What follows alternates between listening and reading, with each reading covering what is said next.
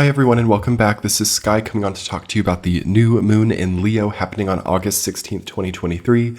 Welcome back everyone. I hope that you're doing really well. I'm excited to talk to you about this new moon, which I felt was pertinent to talk about this month because specifically next month's new moon in Virgo is going to be a huge change in mindset for a lot of people and a huge really materialized change that we're seeing happen by then.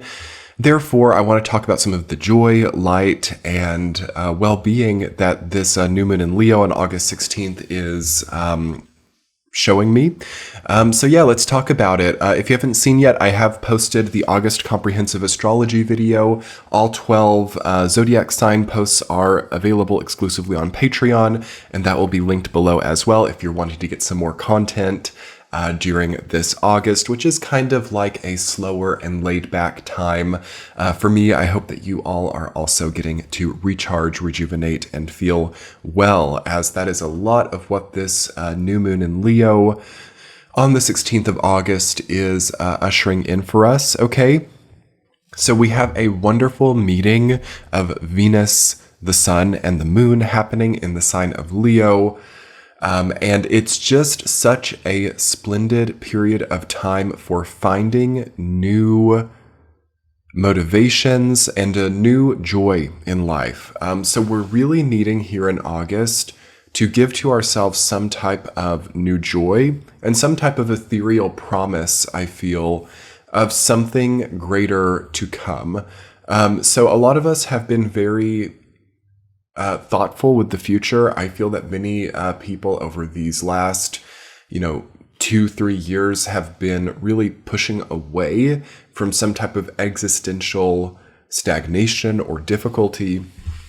And we've come into this interesting period of time ever since about the solstice of the summer solstice of 2023, where there's been this like breaking with previous things that just were like too heavy or too much of a burden. And I find that this new moon in Leo is a breath of fresh air within a new system, a new function, or a new, more joyful, less burdensome experience. So this is kind of the main thing that I'm wanting to talk about in today's message. Burdens, alleviating burdens, finding new joy, and getting healthier through knowing what over the long term gives truly. Okay, so we have all of these things that we think, okay, this gives to me right now. This makes me money right now. This makes me feel satiated right now, like myopic, short-term dopamine hits. Okay, I feel like I'm okay when I scroll Instagram reels for 3 hours, but then my whole next week, the entire next 7 days of my life are compromised because of fulfilling that. So we have this question of what makes me feel good, satiated, and alleviated over the short term, and then what is then the impact of that on my long term. I think that this new moon in Leo is going to be a great time to kind of ritualize or visualize also a different, warmer, more long-term giving system in which you can flower and bloom more. We do have Uranus preparing to go retrograde in Taurus, as well as Mercury preparing to go retrograde in Virgo. I've talked about this in the comprehensive astrology, and I will probably make individual videos about those transits. But yeah, we're about to have a big material shift, you guys. We're about to have retrograde Earth trine. Okay, Pluto retrograde in Capricorn, Uranus retrograde in Taurus, Mercury retrograde in Virgo. That means that we're about to go into a period of time where we dissect, revise, and see differently some of the material constructs in our life. So for this reason, another reason that I'm really wanting to talk about this new moon in Leo, it hasn't happened yet, right? We're not quite there yet. And again, I'm telling you, this new moon in Virgo in September is going to be hitting the ground running for some people. There's going to be a feeling of I have to change something. I have to get my, together. I have to really, it's not urgent really like that, but with Uranus retrograde, it can be. But it feels urgent to me in kind of a, how would I explain? This isn't a hard kind of emotion for me to articulate. It's not like an emergency. It's not like something is like terrible with this retrograde Earth trine. It's like a feeling of knowing how things need to be and really being able to perceive the contrast between that vision and the way that things are, and then kind of like seeing the exact gap, which kind of creates an urgency, but it also creates a knowledge, or it creates a strong knowing, or a strong, even like resilient sticking, like a resilient sticking to a journey coming on in September. And friction. Okay, this has been a word that's been coming up a lot for me lately. Friction. I've actually, in my daily routine, I've been trying to really see where there's any friction, like if there's like a system, or if there's something that's kind of like delaying things or making things not work well, making things harder than they have to be, especially things that don't have to be hard. So mundane things, right? Sixth house things, Virgo things. So like, you know, getting dressed, like, is there something in that system that's not working well, like not having good clothing organization? Also like preparing meals, like, is there something of friction there, like not having things organized in cabinets right, and having to like kind of like every single task is like a new world building project. Okay, that's what we want to really shift here, because this retrograde Earth trine coming later this year can be really difficult for these kinds of dynamics, where it's like things that could be simple are not, and therefore a lot of my energy, which might be needing to go to like the really like, you know, different things in my life, or new things, or things that are challenging, is then being like changed and placed into this canister of things that don't have to be this hard. So what I want you guys to do during this new moon in Leo, I want you to pay attention to things that don't have to be this hard. And I also want you to be thinking about what like new sources of joy, friendship, kinship in my life can also energize me at like a solar plexus and heart level, right? With this Venus, Sun, and Moon, new moon, beautiful, beautiful new moon configuration here that to me looks like the combining of the solar plexus and the heart. So the combining of the natural life force beating energy with the hope for the future.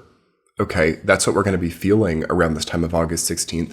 All of this sort of like malaise of like late July and early August is going to subside around the 14th and 15th of August. And all of a sudden the 16th of August is going to come in, the new moon's going to happen.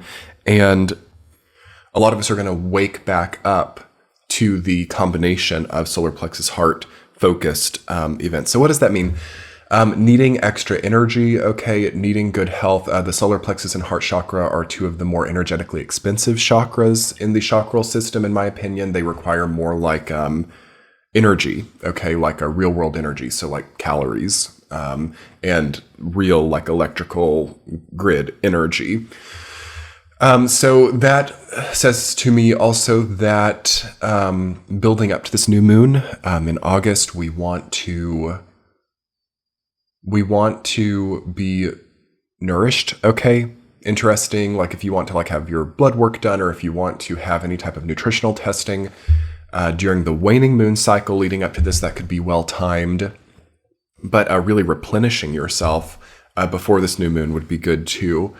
Also replenishing back to a neutral state is a psychic download that I'm getting. So if you've been kind of like off center, like if you know like what your body is at its central point, like I tend to have this body type when I'm healthy. My complexion looks like this when I'm healthy. My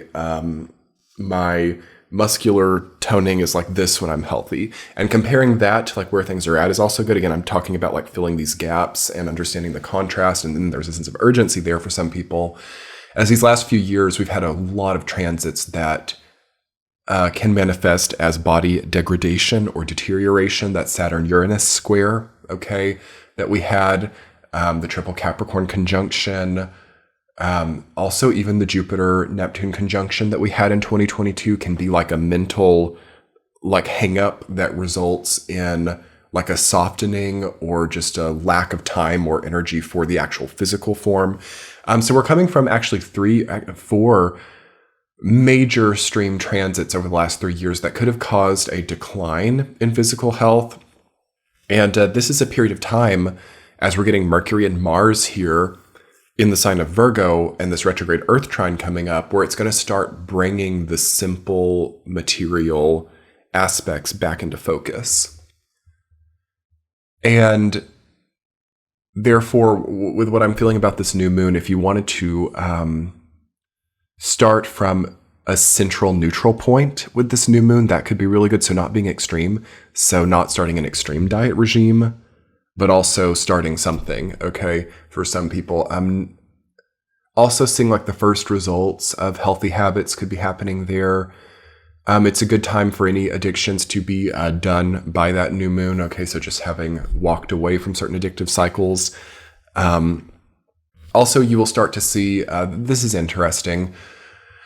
I've noticed that people who are like really doing this whole like reduction, decrease thing that we've been talking about a lot over this entire year, I'm seeing that now they're being offered things from the past. So you've reduced something or decreased something in your life, all of a sudden, you know, that old relationship is now available again, or shadow work relating to that old relationship, or things which have previously not been good enough for you are back to be tested through you on. So meaning things which you know are not worth your time that you've already come past could now come back up as a sort of ultimate test of like, can you assert your value and know where your time and energy and focus need to be and where they don't need to be.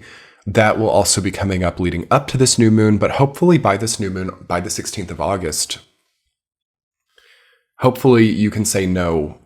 And through those ultimate no's, okay, you're going to start to actually create new things. So 16th of August comes in, there are going to be some totally new things, uncontextual, new growth coming in for people. And there's going to be like a 7-day window. Okay. So by the time we hit Virgo season, more like a 9-day window. So like August 16th to August 23rd, that will be the time between the new moon and then the Mercury retrograde in Virgo.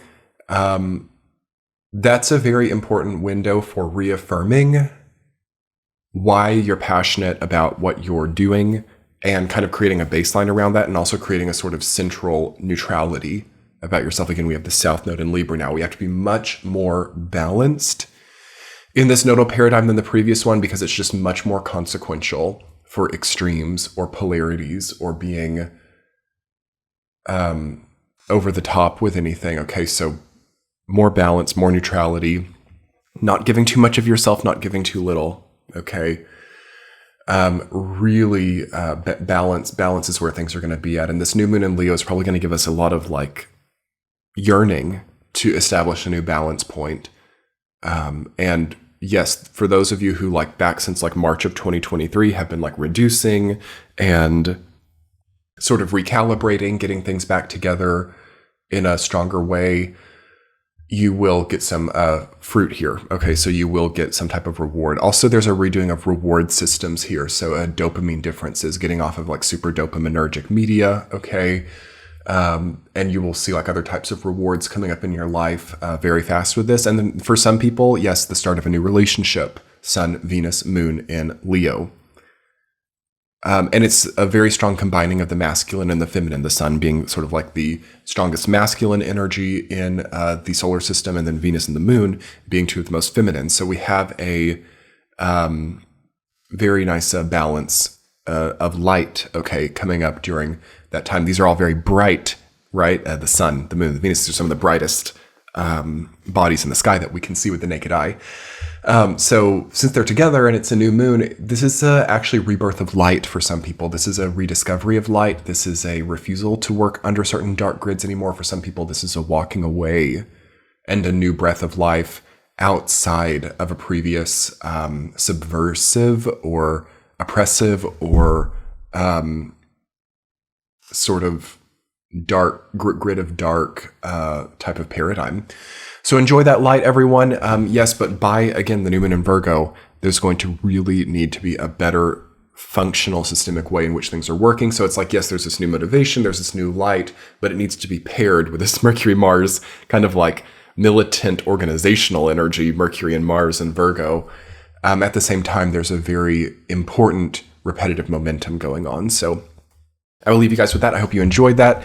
Come check out the 12 signs on Patreon. I have all zodiac signs for the month of August, which are only there on Patreon. It's very seamless ad-free, and all of the readings for this month were really transcendental. I hope you'll check it out. I also have weekly forecasts over there, and I hope you enjoyed this New Moon in Leo video. Have a great month. Bye.